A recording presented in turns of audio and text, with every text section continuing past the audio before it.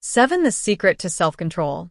In 1971, as the Vietnam War was heading into its 16th year, Congressman Robert Steele from Connecticut and Morgan Murphy from Illinois made a discovery that stunned the American public.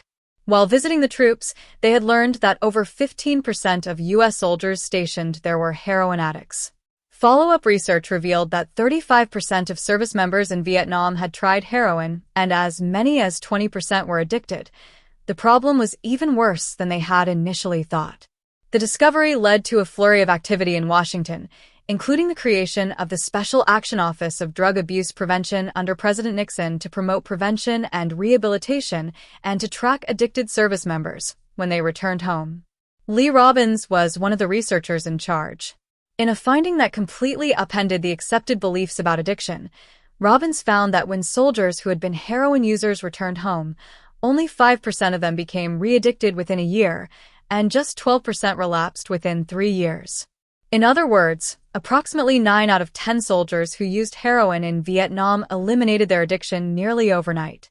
This finding contradicted the prevailing view at the time, which considered heroin addiction to be a permanent and irreversible condition.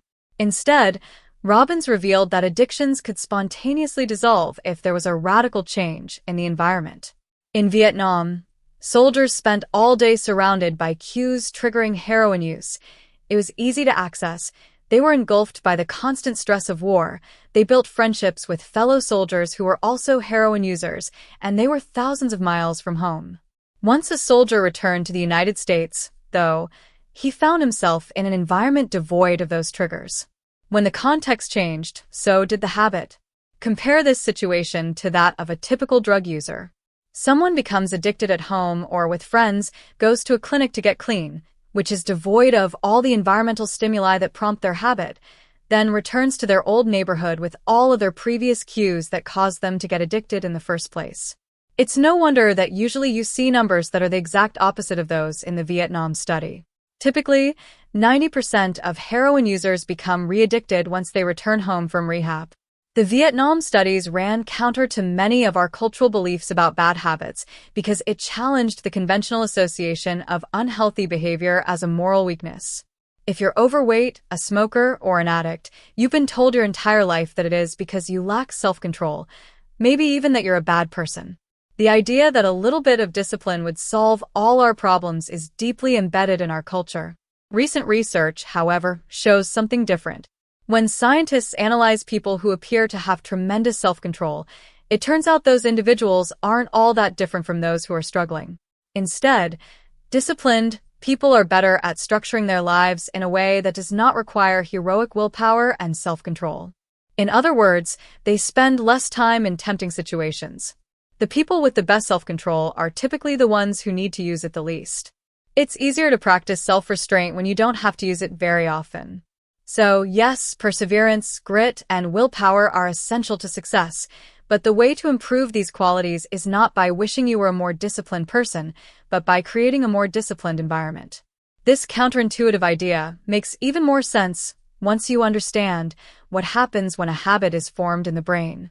A habit that has been encoded in the mind is ready to be used whenever the relevant situation arises. When Patty Olwell, a therapist from Austin, Texas, started smoking, she would often light up while riding horses with a friend. Eventually, she quit smoking and avoided it for years. She had also stopped riding. Decades later, she hopped on a horse again and found herself craving a cigarette for the first time in forever. The cues were still internalized. She just hadn't been exposed to them in a long time. Once a habit has been encoded, the urge to act follows whenever the environmental cues reappear. This is one reason behavior change techniques can backfire. Shaming obese people with weight loss presentations can make them feel stressed, and as a result, many people return to their favorite coping strategy: overeating. Showing pictures of blackened lungs to smokers leads to higher levels of anxiety, which drives many people to reach for a cigarette. If you're not careful about cues, you can cause the very behavior you want to stop.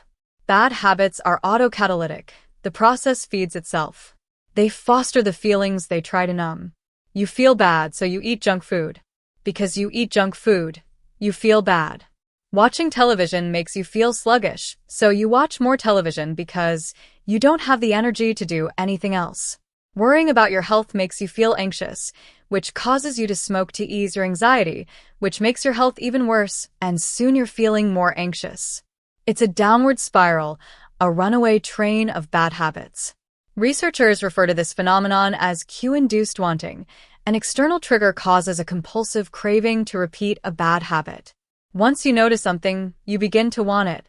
This process is happening all the time, often without us realizing it. Scientists have found that showing addicts a picture of cocaine for just 33 milliseconds stimulates the reward pathway in the brain and sparks desire. This speed is too fast for the brain to consciously register. The addicts couldn't even tell you what they had seen, but they craved the drug all the same. Here's the punchline. You can break a habit, but you're unlikely to forget it. Once the mental grooves of habit have been carved into your brain, they are nearly impossible to remove entirely, even if they go unused for quite a while. And that means that simply resisting temptation is an ineffective strategy. It is hard to maintain a Zen attitude in a life filled with interruptions. It takes too much energy. In the short run, you can choose to overpower temptation. In the long run, we become a product of the environment that we live in.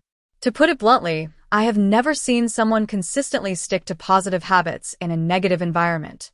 A more reliable approach is to cut bad habits off at the source.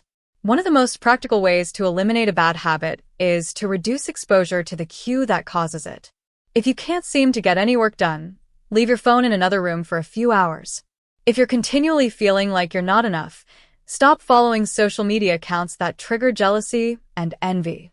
If you're wasting too much time watching television, move the TV out of the bedroom.